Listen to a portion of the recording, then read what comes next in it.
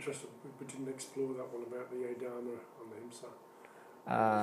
It's sort of corruption and perversion, I guess, is where that would be. Yeah, okay, to get object, apply himsa or dharma. That's the wrong way to go about it. Okay, well, let's say that, you know, I need money, and I desperately need money. I really need the money. And the way to do that is the easy way, right? I just go pickpocket somebody. It's easy. So that means I've gotten what I needed. But how did I get about doing that? In other words, I did it in a way that hurts another person. Because if you had your pocket, you know, taking something out of your pocket, you would not appreciate it. And that was on the material level and on the spiritual level in terms of the, how would you... Yeah, you know, spiritual level could be, you know, in a form of... Emotional blackmail or something in that regard. Well, it can also be comparing, you know, religions and disqualifying, you know, one religion, saying how it's, you know, not the right thing, and my religion is the one to follow, and yours is wrong. In fact, if you understand the truth, you understand they're all trying to point us. In fact, all religion, what they do have right is they're trying to reduce the levels of rajas and tamas in the mind and increase the level of sattva. All religions do that. In other words, calm the mind down and make the person peaceful. I don't know, because I haven't investigated all of them, how well they've got this principle, but I've not seen this principle anywhere. This model, yeah. But they all have it right in terms of living a pure life. That's where all religion comes. Yeah. You talked a bit on ego, on pride. Would that relate to ego, so you don't want to get rid of it entirely, you can't, but you need to have the right relationship with it? You can't get rid of the ego. You can't. Okay. So what is the ego? The ego is simply the doer and the enjoyer of the relationship.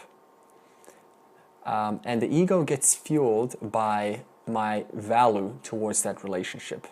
So if my value is to live that relationship or have that relationship in sense of harmony and where it's communication or union, then the ego is going to own that experience and project that onto, in terms of your organs of action. It's going to act like that. So we have to trace it all the way back, because see, the ego is the doer, Kelsey, and the ego is the one that makes how one communicates with the other.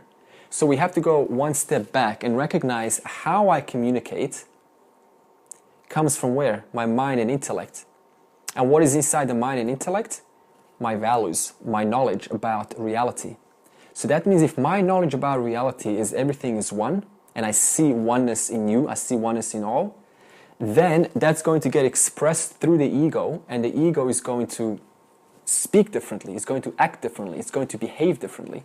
If my training, if my education is one of separation, and I'm better, or I like to win, or I like to whatever the circumstances are, then that's gonna get fed. That's why there's a circle going into the ego. That's going to get fed into the ego, and the ego is going to feed the 5 organs of action, for example, my speech and my hands, and it's going to say no, right? So what is this no? That's coming from that intellect and the mind. So the answer is you're never going to get rid of the ego. It's just a matter of what is one educated. What information do I have? What knowledge do I have about reality? And that is going to get naturally expressed in a form of what I say and how I relate to other people. Yeah. If, for example, let's say that I don't have the right, let's say I apply adharma, and so what happens is that adharma, which is a tendency, is going to modify how I think about the response of the other person. So then, even though my response wants to be to reply, because my vasana is tendency to reply in an injurious way, to hurt another, then it's going to modify my response through the ego, and then the ego is going to act out that behavior. But does the ego not always try to separate and separate itself from the unity, from the whole? No. You see, in Vedanta, we're very clear what the ego means. Ego is just another faculty. It's the owner of the I. It's the owner of your experience. Okay, it's not a mind of its own. Because I know in the spiritual world we talk about ego as if it's some kind of a person or some kind of an entity. Ego is just a faculty, because if I don't have the ego, then who's going to own the fact that this person's talking?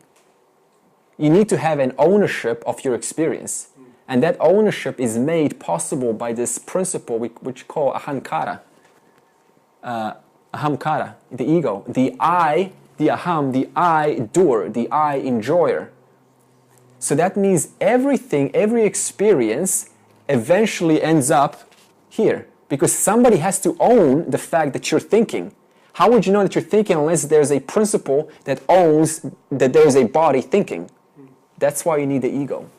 Yeah. But isn't that what limits the experience?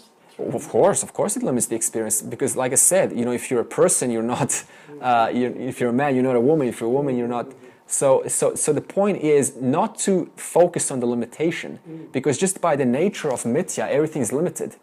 The point is to recognize, despite being, quote, limited in terms of the body, mind, because you can only know so much, right?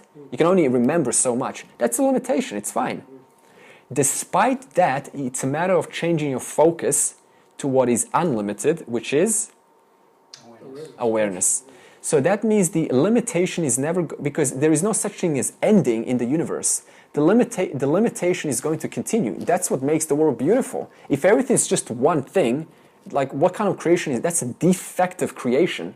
You need different colors, Did you ever think why we have colors? God could have made the world black and white just as well, right? So why do we have, so in other words, everything's given as a form of vikara, it's all modifications. That's what it means, endless possibilities, but every possibility in itself is limited. That means endless types of wave formations, but every wave in itself is that wave. It's not another wave. So the point is not to go, enlightenment means I am, but I'm still limited. I don't feel limitless. Where's the error in that thinking? Okay, I'm going to role play. I don't know who I am, because I know that it's all unchanging, but I still feel limited. Somebody tell me, where's the problem in that thing? Disregarding awareness and the limited ability is becoming the all-pervading. Yes. Limited boundary. Any other comments? You're focusing on the limit. That's the right. limit. That's right. And so in other words, the jumper. No, this is not a jumper. The shirt is never separate from the cotton. You see, if it's one shirt, it's not another shirt. Yeah. So the problem comes is when we put the awareness on the shirt and not on the actual substance of the shirt, which makes all shirts, which is cotton awareness. So that means moksha is simply a matter of changing your focus from the changing to the end. Moksha is changing your focus from the variable to the invariable. To the invariable, yeah. Thanks. Okay, so the good news is, once this focus is changed, it's just a matter of knowing it. Sanchita karma stops instantly. That means another birth is impossible. That's the only way to exhaust karma. In other words, to completely cut off karma. What does continue is prarabdha karma. Prarabdha karma is karma that is yet to play out in this life. So that means simply that if I released an arrow in a stage of ignorance, and then that arrow's traveling, right, towards my target. Now, let's say I finally get this knowledge, and I go, I'm the unchanging, right? Now that arrow's going to hit the target regardless.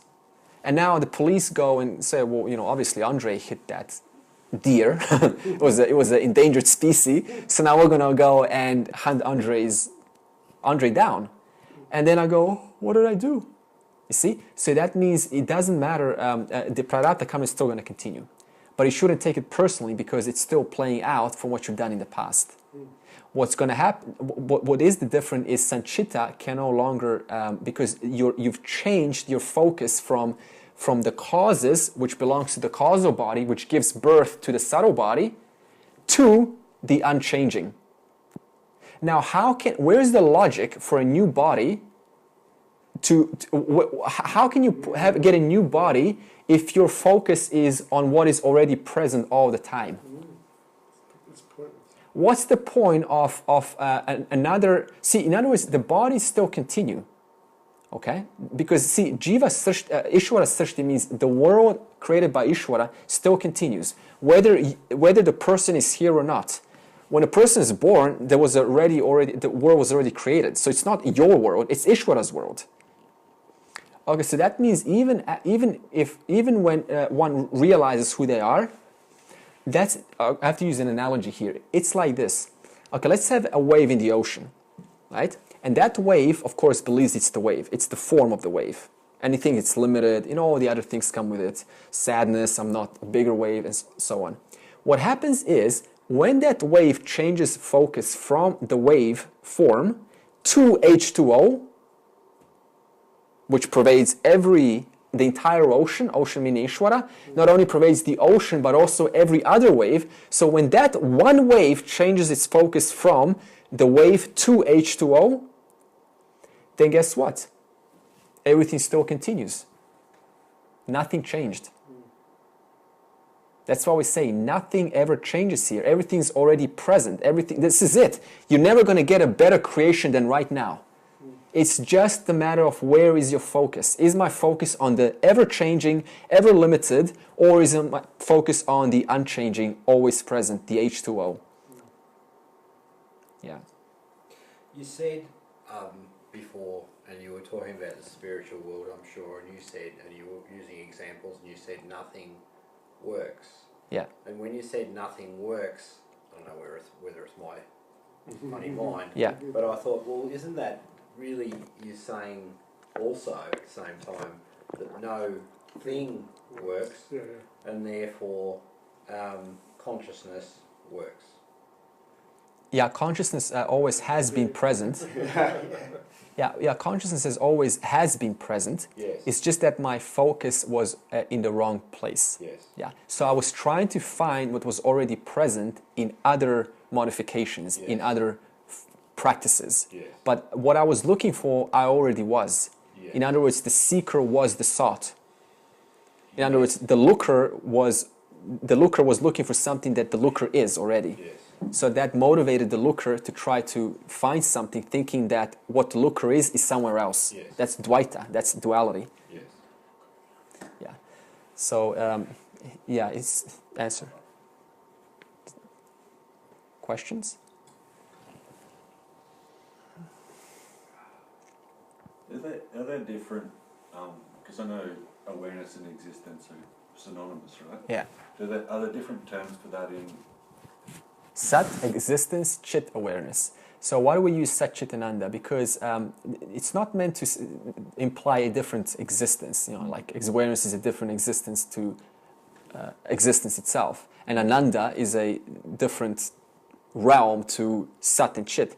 It's just describing what existence is or what awareness is. So your existence right now, it equals awareness. Yeah. Yeah. And what is existence awareness? It's defined by the last word, ananda, which people think it's bliss. It means limitless. What does limitless mean? It means nothing can limit it. That's why we can have so many potentials, so many varieties of things. That's why the ocean can always change in so many different ways. Why? Because the water allows it to. The H2O is never limiting the ocean to just one form. It's just there, and it's because of the water being so fluid that the ocean can move in whatever way it wants.